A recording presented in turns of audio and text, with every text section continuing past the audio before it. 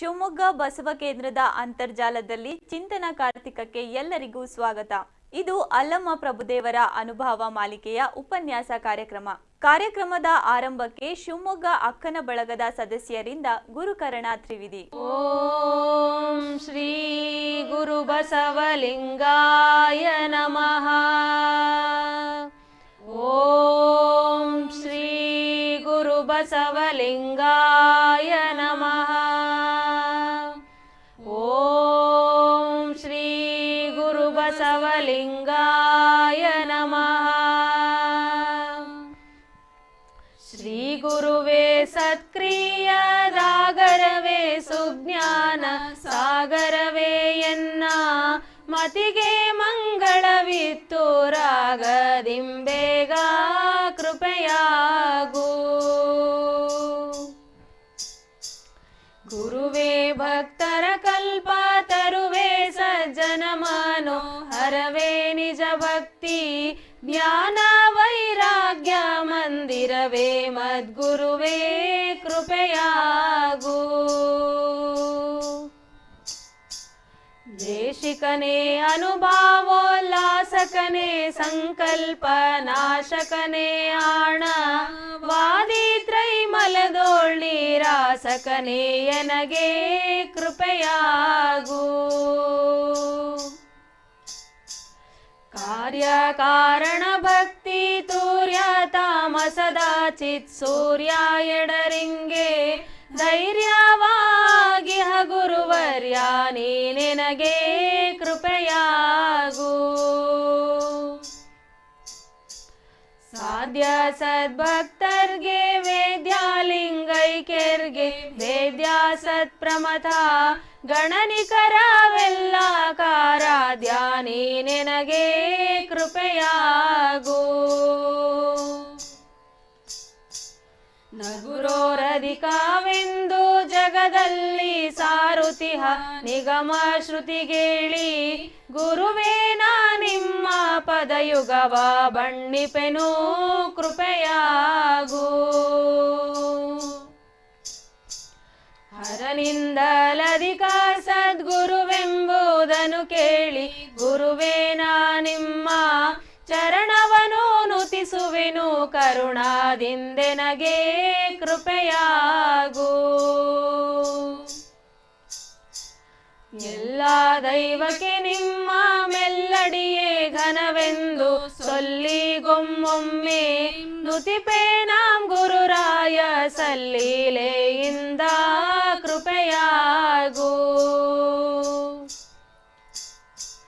ನರಜೀವಿಗಳಿಗೋರ್ವ ಹರನೇ ಕಾರಣಕರ್ತ ಶರಣ ಸಂತತಿಗೆ ಗುರುವೇ ನೀ ಕರ್ತನೆಂದೆರಗಿರ್ಪೆ ನಡಿಗೆ ಕೃಪೆಯಾಗು.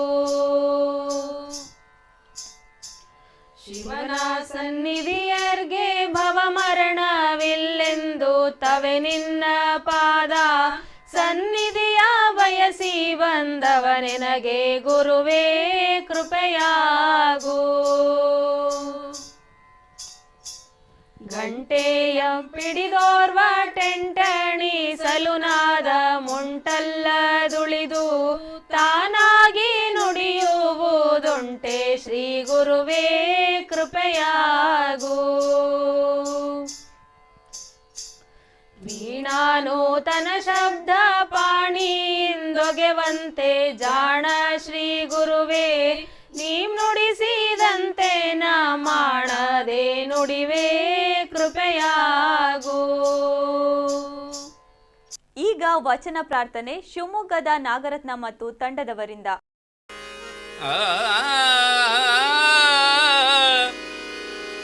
ಗುಹೇಶ್ವರ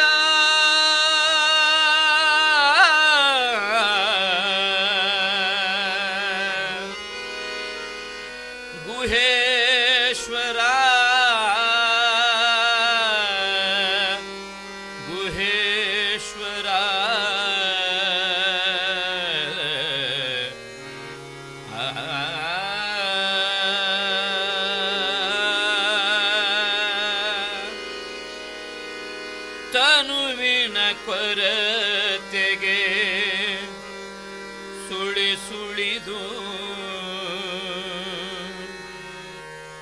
ಮನದ ಕೊರತೆಗೆ ನೆನೆ ನೆನೆದು ತನುವಿನ ಕೊರತೆಗೆ ಸುಳಿ ಸುಳಿದು ತನುವಿನ ಕೊರತೆಗೆ ತನುವಿನ ಕೊರತೆಗೆ ಸುಳಿ ಸುಳಿದು ಮನದ ಕೊರತೆಗೆ ನೆನೆ ನೆನೆದು ಮನದ ಕೊರತೆಗೆ ನೆನೆ ನೆನೆದು ತನುವಿನ ಕೊರತೆಗೆ ಸುಳಿ ಸುಳಿದು ತನುವಿನ ಕೊರತೆಗೆ ಸುಳಿ ಸುಳಿದು ಮನದ ಕೊರತೆಗೆ ನೆನೆ ನೆನೆದು ಮನದ ಕೊರತೆಗೆ ನೆನೆ ನೆನೆದು ಭಾವದ ಕೊರತೆಗೆ ತಿಳಿ ತಿಳಿದು ಭಾವದ ಕೊರತೆಗೆ ತಿಳಿ ತಿಳಿದು ಭಾವದ ಕೊರತೆಗೆ ತಿಳಿ ತಿಳಿದು ಶಬ್ದದ ಕೊರತೆಗೆ ಉರಿ ಉರಿದು ಶಬ್ದದ ಕೊರತೆಗೆ ಉರಿ ಉರಿದು ತನುವಿನ ಕೊರತೆಗೆ ಸುಳಿ ಸುಳಿದು ಮನದ ಕೊರತೆಗೆ ನೆನೆ ನೆನೆದು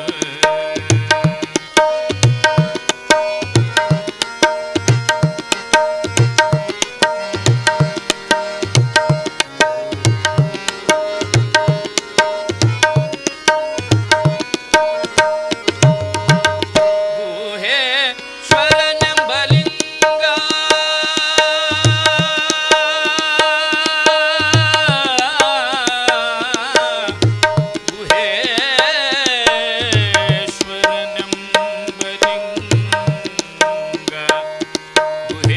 ಗುಹೇಶ್ವರನೆಂಬ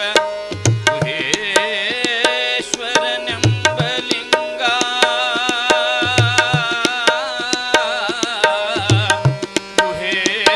ಗುಹೇಶ್ವರನೆಂಬ ಲಿಂಗ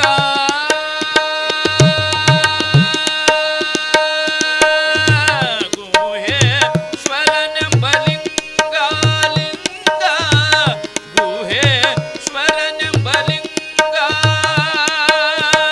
ಮನದಲ್ಲಿ ನೆಲೆಗೊಳ್ಳದಾಗಿ ಮನದಲ್ಲಿ ನೆಲೆಗೊಳ್ಳದಾಗಿ ಗುಹೇಶ್ವರನೆಂಬ ಲಿಂಗ ಗುಹೇಶ್ವರನೆಂಬ ಲಿಂಗ ಮನದಲ್ಲಿ ನೆಲೆಗೊಳ್ಳದಾಗಿ ಆಗಿ ಮನದಲ್ಲಿ ನೆಲೆಗೊಳ್ಳದಾಗಿ ಬೆರಗಾದನು ನೋಡ ಬಸವಣ್ಣ ಬೆರಗಾದನು ನೋಡ ಬೆರಗಾದನು ನೋಡ ಬೆರಗಾದನು ನೋಡ ಬೆರಗಾದನು ನೋಡ ಬೆರಗಾದನು ನೋಡ ಬಸವಣ್ಣ ತನುವಿನ ಕೊರತೆಗೆ ಸುಳಿ ಸುಳಿದು ತನುವಿನ ಕೊರತೆಗೆ ಸುಳಿ ಸುಳಿದು ಮನದ ಕೊರತೆಗೆ ನೆನೆ ನೆನೆದು ಭಾವದ ಕೊರತೆಗೆ ತಿಳಿ ತಿಳಿದು ಭಾವದ ಕೊರತೆಗೆ ತಿಳಿ ತಿಳಿದು ಶಬ್ದದ ಕೊರತೆಗೆ ಉರಿ ಉರಿದು ಶಬ್ದದ ಕೊರತೆಗೆ ಉರಿ ಉರಿದು ಗುಹೇಶ್ವರನೆಂಬ ಲಿಂಗ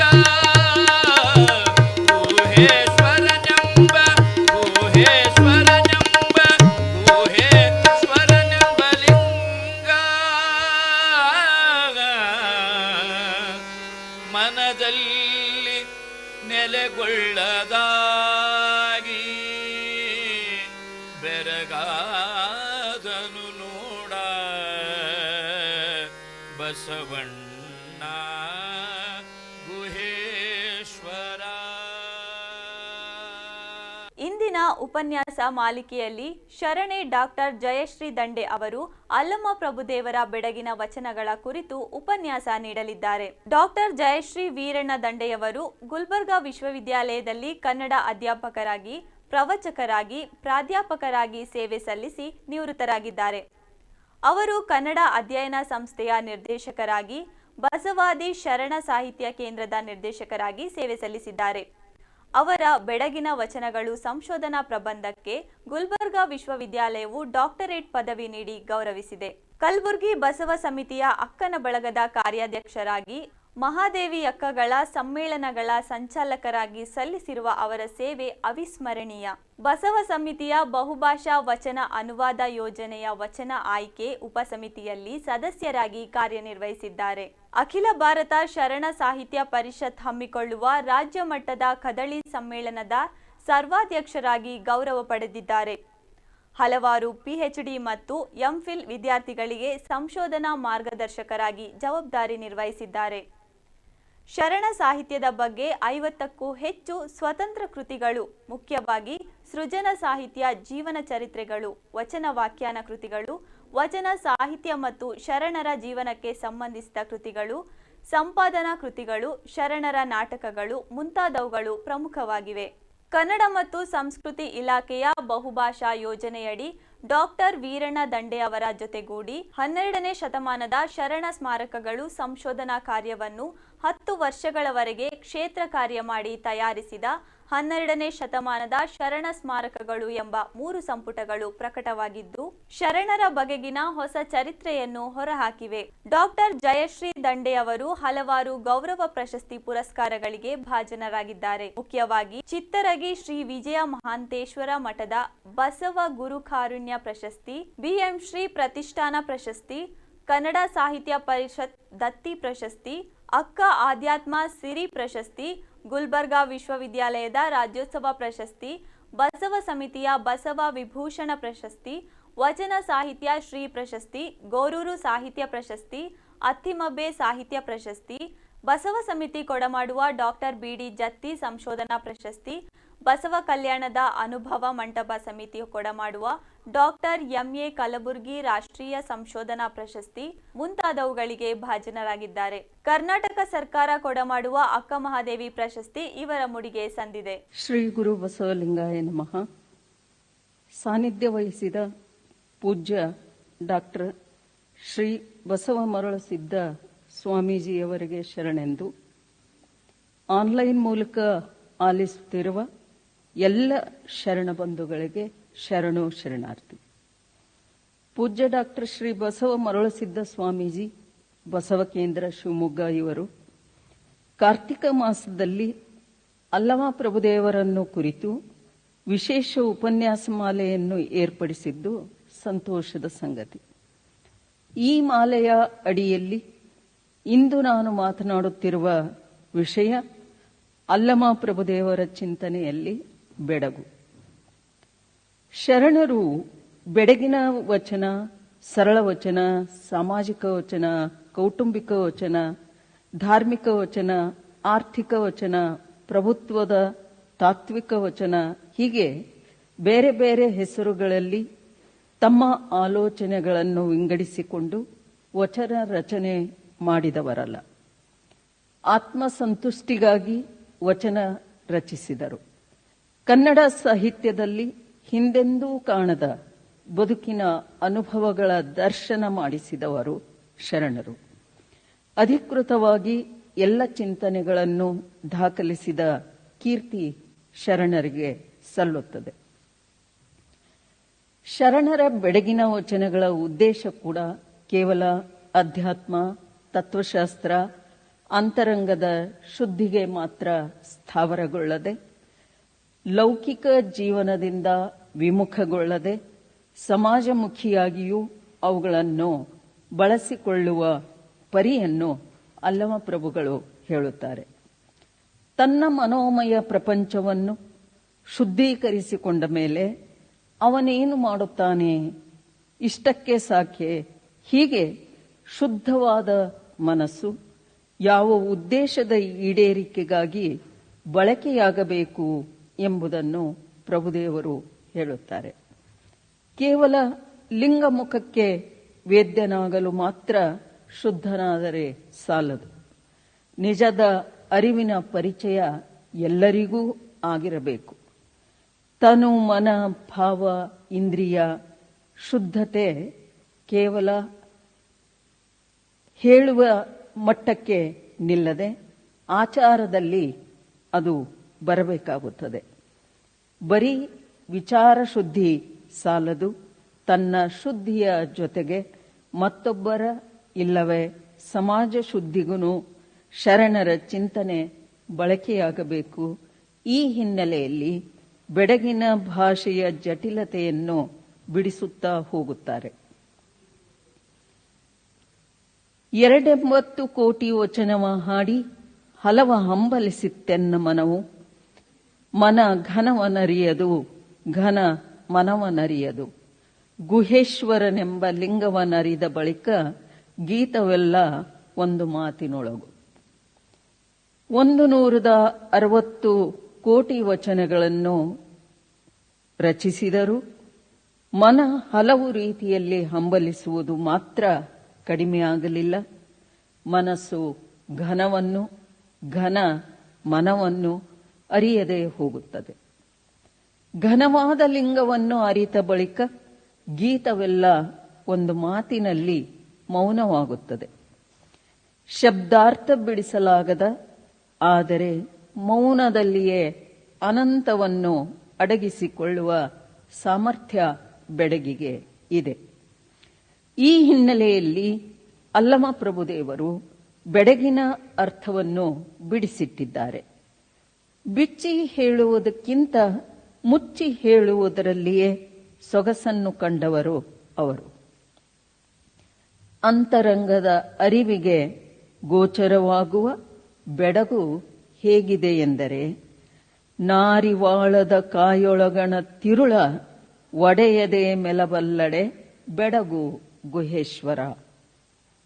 ತೆಂಗಿನಕಾಯಿ ಒಡೆಯದೆ ಒಳಗಿನ ತಿರುಳು ಸಿಗುವುದಿಲ್ಲ. ಆದರೆ ಅಲ್ಲಮ ಪ್ರಭುಗಳು ಹೇಳುತ್ತಾರೆ, ಒಡೆಯದೆ ಕಾಯೊಳಗನ ತಿರುಳನ್ನು ಮೆಲ್ಲಬೇಕು. ಹಾಗೆ ಮಾಡಿದರೆ ಮಾತ್ರ ಅದು ಸಾಧ್ಯವಾಗುವುದಾದರೆ ಅದೇ ಬೆಡಗು. ಅಂತರಂಗ ಬಹಿರಂಗ ಪರಿಶುದ್ಧನಾದಂತಹ ಶರಣನು ವಿಷಯರಹಿತನಾಗಿರುತ್ತಾನೆ. ವಿಷಯರಹಿತನಾದ ಶರಣನ ತನು ಲಿಂಗತನುವಾಗಿರುತ್ತದೆ. ಅವನ ಘನ ಮನ ನಿರಂತರ ಘನ ಲಿಂಗದಲ್ಲಿಯೇ ತಲ್ಲೀನವಾಗಿರುತ್ತದೆ.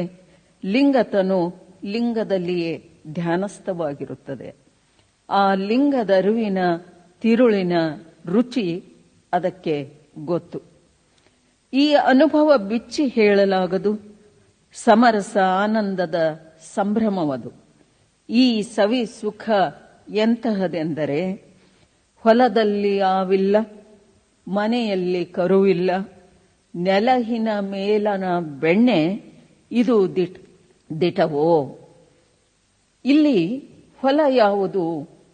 ಅಲ್ಲಮ ಪ್ರಭುದೇವರೇ ಹೇಳುವ ಹಾಗೆ ತನು, ತೋಟ ಅಥವಾ ಹೊಲ. ಈ ತನುವೆಂಬ ಹೊಲದಲ್ಲಿ ಪಂಚೇಂದ್ರಿಯ ವಿಷಯ ವಿಕಾರವಾಗಲಿ, ಷಡ್ಬೈರಿಗಳ ಕಾಟವಾಗಲಿ, ಸಪ್ತ ವ್ಯಸನಗಳ ಸೆಳೆತವಾಗಲಿ, ಅಷ್ಟಮದಗಳ ಅಬ್ಬರವಾಗಲಿ ಇಲ್ಲ. ಈ ಎಲ್ಲ ಕಸ ಕಳೆ ಕಿತ್ತಿ ಹಸನಾದ ತನುವೆಂಬ ಹೊಲದಲ್ಲಿ ಆಸೆಯೇ ಇಲ್ಲ ಆಯಿತು. ಆಸೆಗೆ ಕಾರಣ ಮನಸ್ಸು. ಈ ಮನಸ್ಸನ್ನು ಇಲ್ಲಿ ಕರು ಎಂದು ಹೇಳುವುದಾದರೆ ಅದು ಆಸೆಯಿಲ್ಲದ ಮನಸ್ಸು ಎಂದಂತಾಯಿತು. ಈ ಎರಡೂ ಇಲ್ಲದಾಗಲೇ ಸಿಗುವುದು ಆನಂದ. ಈ ಪರಮಾನಂದವೇ ಇಲ್ಲಿ ಬೆಣ್ಣೆ ಎನಿಸುತ್ತದೆ. ಒಡೆಯದೇ ಪ್ರಾಪ್ತವಾಗುವ ಸುಖವಿದು. ಕಾಯಿ ಒಡೆಯದೇ ಮೆಲ್ಲುವ ತಿರುಳೇ ಅಲ್ಲಮ ಪ್ರಭುದೇವರ ಬೆಡಗಿನ ಮರ್ಮ. ಬೆಡಗಿನ ಮರ್ಮವನ್ನು ಕುತೂಹಲ ತಡೆಯಲಾಗದೆ ನಮ್ಮ ನಿಲುಕಿನ ಅರಿವಿನ ಸಹಾಯದಿಂದ ಬಿಡಿಸಲು ಪ್ರಯತ್ನಿಸಿದರೂ ಅದು ಆ ವಚನದ ಅಡಕಾರ್ಥದ ವಿವರಣೆಗೆ ಕೊರತೆಯಾಗಿ ಕಾಣಿಸುತ್ತದೆ.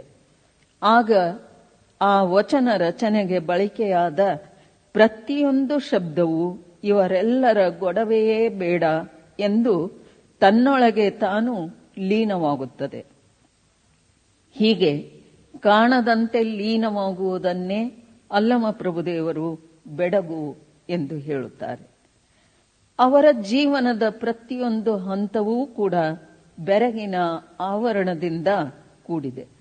ಅವರ ಭಾವದಲ್ಲಿ ಬೆಡಗಿದೆ, ಅವರ ವಚನದಲ್ಲಿಯೇ ಬೆಡಗಿನ ನಿರ್ವಚನವೂ ಇದೆ.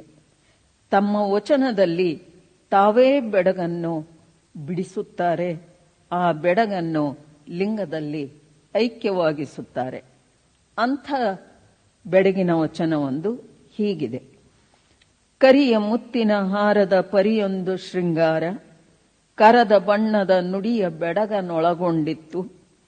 ಸಿಡಿಲ ಬಣ್ಣವನುಟ್ಟು ಮಡದಿ ಒಂದು ಊರೊಳಗೆ ಕಡುಗಲಿಯ ವಿದ್ಯೆಯನ್ನು ನೋಡಿ, ನೋಡದ ನಿರ್ಭಾವ ವೀರ ವಿತರಣೆಯಿಂದ ಧಾರುಣಿಯ ರಚನೆಯ ಗುಹೇಶ್ವರನೆಂಬ ಲಿಂಗವ ಬೆಡಗು ನುಂಗಿ ಅಡಗಿತ್ತು. ಈ ದೇಹದಲ್ಲಿ ವಿದ್ಯೆ ಸ್ವರೂಪದ ಜ್ಞಾನ, ಅವಿದ್ಯೆ ಸ್ವರೂಪದ ಅಜ್ಞಾನಗಳೆರಡೂ ಇವೆ. ಕರಿ ಅಜ್ಞಾನದ ಸಂಕೇತವಾದರೆ ಬಿಳಿ ಜ್ಞಾನದ ಸಂಕೇತವಾಗುತ್ತದೆ.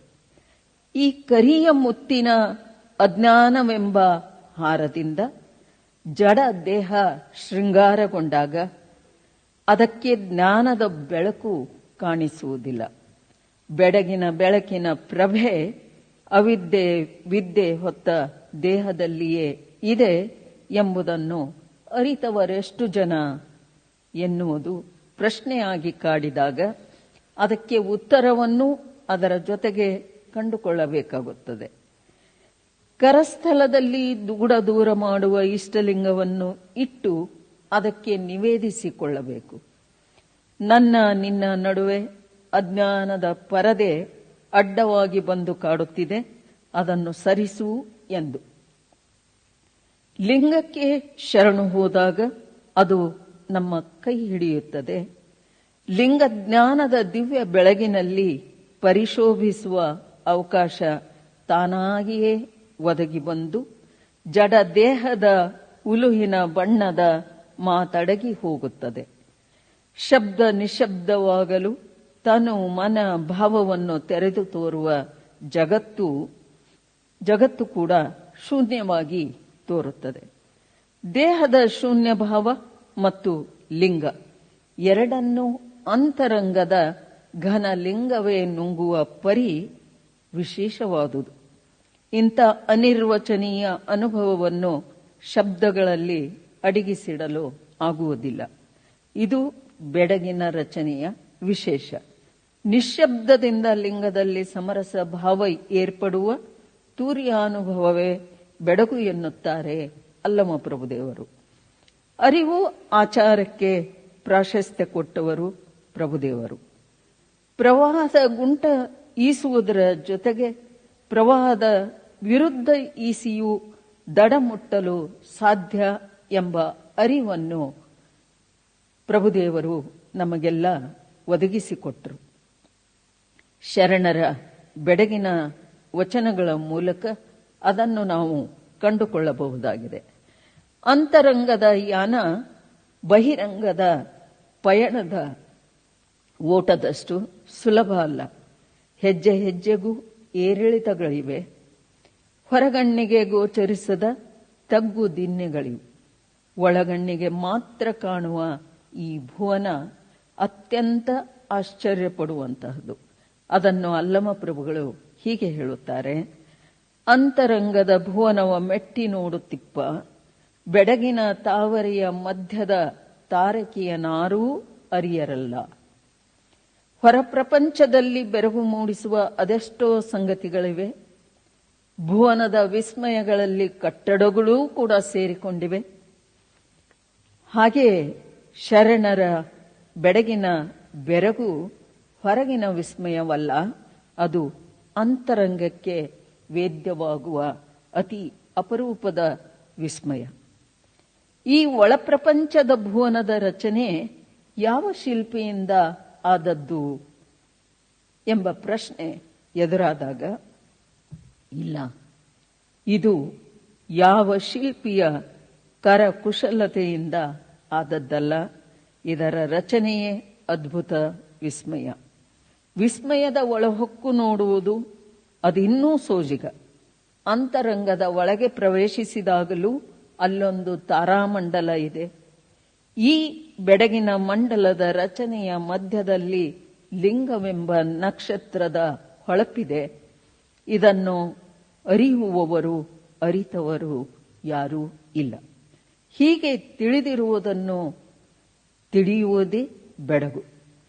ತತ್ವದ ಪರಿಕ್ರಮದ ನಿರ್ಣಯವೇ ಬೆಡಗು ಎಂದು ಮತ್ತೊಂದು ಕಡೆ ಪ್ರಭುದೇವರು ಹೇಳುತ್ತಾರೆ. ಯಾವ ತತ್ವ ಪ್ರಸ್ತಾಪಿಸುತ್ತಾರೆ ಎಂದರೆ ಅಂಗತತ್ವ ಮತ್ತು ಲಿಂಗತತ್ವ. ಇವೆರಡೂ ಒಂದಾಗಬೇಕೆನ್ನುವುದು ಪ್ರಭುದೇವರ ಆಸೆ. ಅಂಗತತ್ವ 25, ಲಿಂಗತತ್ವ 11. ಇಂತಿ ಉಭಯ ತತ್ವ ಏಕಾರ್ಥವಾಗಿ ಶೂನ್ಯವ ನೈದಿದ ಪರಿಕ್ರಮದ ನಿರ್ಣಯದ ಬೆಡಗು ತತ್ವಮಸ್ಯಾದಿ ವಾಕ್ಯಾರ್ಥಗಳಲ್ಲಿ ಕಾಣಲಾಯಿತು. ಅಂಗ ಮತ್ತು ಲಿಂಗತತ್ವ ಎರಡೂ ಸೇರಿ ಶೂನ್ಯ ಸ್ಥಿತಿಯನ್ನು ತಲುಪಲು ಕ್ರಮಿಸಿದ ದಾರಿ ಬಹಳ ದೊಡ್ಡದು. ಆ ಪರಿಕ್ರಮದ ಅನುಭವದ ಹಿನ್ನೆಲೆಯಲ್ಲಿ ನಿರ್ಣಯಕ್ಕೆ ಬಂದ ಬೆಡಗು ಇಲ್ಲಿ ಶೂನ್ಯವಾಗಿದೆ. ಹೀಗಾಗಿ ಏನೂ ಇಲ್ಲದ ನಿರ್ಣಯವೇ ಬೆಡಗಾಗುತ್ತದೆ. ಅಂಗ ಲಿಂಗ ತತ್ವಗಳು ವ್ಯಕ್ತಿಯ ಅಸಾಧಾರಣ ಸಾಧನೆಯ ಫಲ. ತಾನೇ ಸಂಪಾದಿಸಿದ ಜ್ಞಾನಕ್ಕೆ ತಾನೇ ಬೆರಗಾಗುವ ಬೆಡಗಿನ ಪರಿಯನ್ನು ಬೆಡಗಿನ ವಚನ ಮೂಲಕ ತಿಳಿಸಿಕೊಡುತ್ತಾರೆ. ಅಲ್ಲಮ ಪ್ರಭುದೇವರಿಗೆ ಲಿಂಗಜ್ಞಾನದ ಬೆಡಗಿನ ಭಿನ್ನಾಣ ಕಾಡಿದೆ. ಹೂತು ಹೋದ ಗುಹಾಂತರ್ಗತ ದೇವಾಲಯದಲ್ಲಿದ್ದ ಅನಿಮಿಷ ಯೋಗಿಯ ಕರಸ್ಥಲದ ಲಿಂಗವನ್ನು ಅತ್ಯಂತ ನಿಗೂಢವಾಗಿಯೇ ಪಡೆದವರು ಅಲ್ಲಮ ಪ್ರಭುದೇವರು. ಇದನ್ನವರು ಎನ್ನ ಕಾಂಬ ನಿನಗೆ ನಿನ್ನ ಕಾಂಬ ಎನಗೆ ಸಂಚದ ನೋಟ ಒಂದೇ ನೋಡ ಗುಹೇಶ್ವರ ನಿನ್ನ ಬೆಡಗಿನ ಭಿನ್ನಾಣವ ನಾನರಿದೆ ನೋಡ.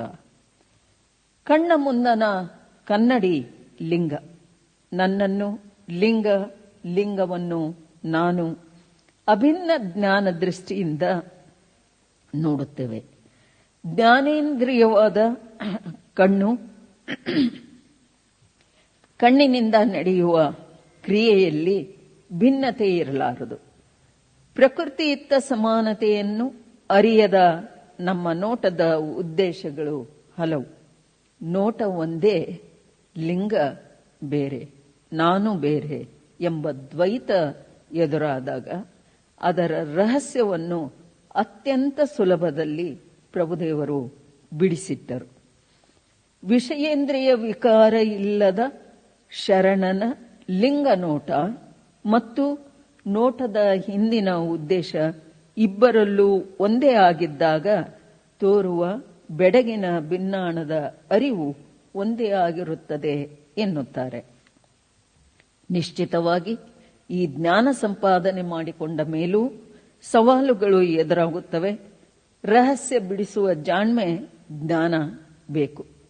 ಎಲ್ಲರೊಳಗಿನ ಮನಸ್ಸು ಕೂಡ ಒಂದೇ, ಆದರೆ ಅದಕ್ಕಿರುವ ಮುಖ ಅನಂತ. ಆದರೆ ಮನಸ್ಸು ಕಾಣಿಸುವುದಿಲ್ಲ. ಆಧಾರದ ಮೇಲೆಯೇ ಅದನ್ನು ಗುರುತಿಸಿಕೊಳ್ಳಬೇಕಾಗುತ್ತದೆ. ಅದರ ಸ್ಪಷ್ಟತೆ ಕೊಡುವ ಮೂಲಕ ಬೆಡಗು ಭಿನ್ನಾಣವನ್ನು ಪರಿಚಯಿಸುತ್ತಾರೆ.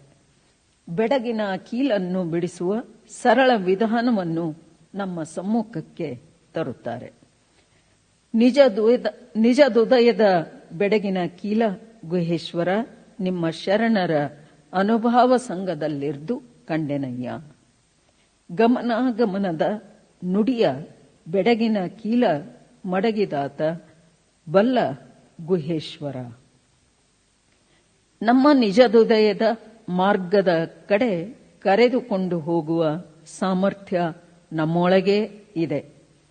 ಅದನ್ನು ಸಜ್ಜನ ಶರಣರ ಅನುಭವದ ಸಂಘದಲ್ಲಿದ್ದು ಪಡೆಯಬೇಕಾಗುತ್ತದೆ.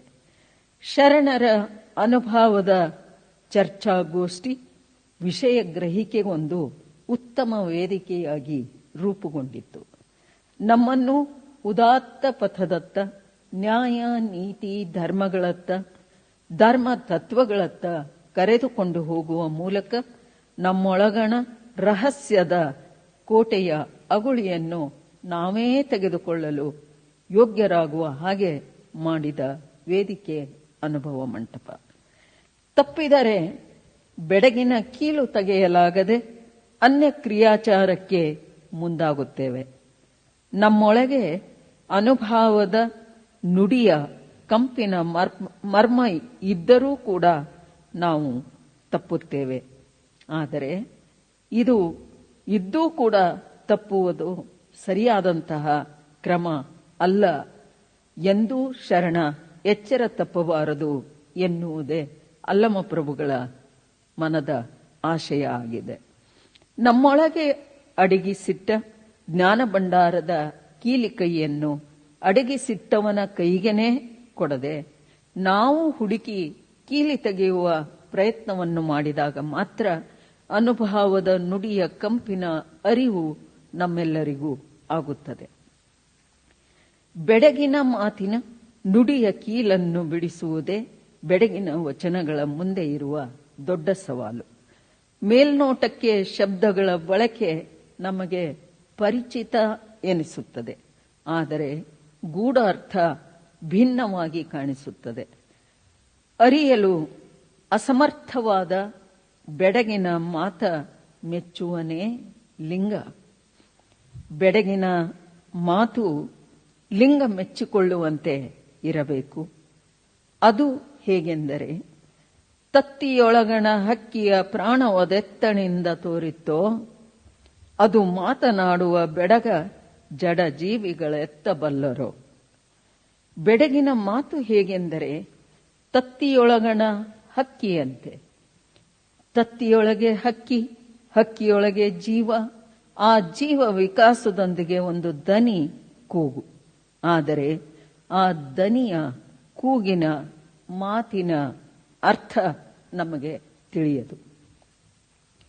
ಅರ್ಥವಾಗದ ಧ್ವನಿಯ ಗೂಢತೆಯನ್ನು ತನ್ನೊಳಗೆ ಅಡಗಿಸಿಟ್ಟುಕೊಂಡ ಪಕ್ಷಿಯಂತೆ ಬೆಡಗಿನ ವಚನದ ಮಾತು. ಅದು ಸುಲಭದಲ್ಲಿ ನಮ್ಮ ಕೈಗೆ ಸಿಗಲಾರದು, ಮನಸ್ಸಿಗೆ ಹೊಳೆಯಲಾರದು. ವ್ಯಾವಹಾರಿಕ ಜಗತ್ತಿನ ಗೊಂದಲ ಇಲ್ಲಿ ನೆರವಿಗೆ ಬರಲಾರದು.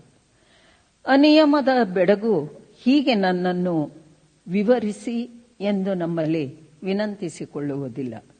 ಅದು ಅವರವರ ಸಾಧನೆಯ ವಿಸ್ತಾರವನ್ನು ಅವಲಂಬಿಸಿ ತನ್ನೊಳಗಿನ ಹೊಳಹನ್ನು ಬಿಟ್ಟುಕೊಡುತ್ತದೆ.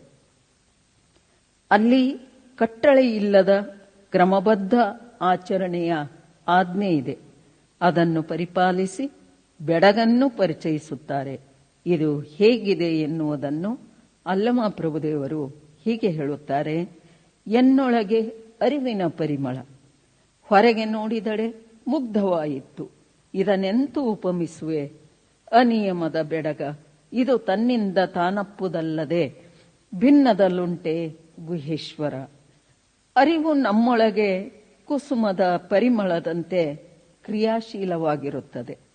ಹೇಗೆ ಕುಸುಮಕ್ಕೆ ತನ್ನ ಪರಿಮಳ ಎಲ್ಲೆಡೆ ತುಂಬಿಕೊಳ್ಳಲಿ ಎಂಬ ಬಯಕೆ ಇರುತ್ತದೆಯೋ, ಹಾಗೆಯೇ ಬೆಡಗಿಗೂ ತನ್ನನ್ನು ತನಗೆನಿಸಿದಂತೆಯಾದರೂ ಅರ್ಥೈಸಿಕೊಳ್ಳಲಿ ಎಂಬ ಬಯಕೆ ಇರುತ್ತದೆ.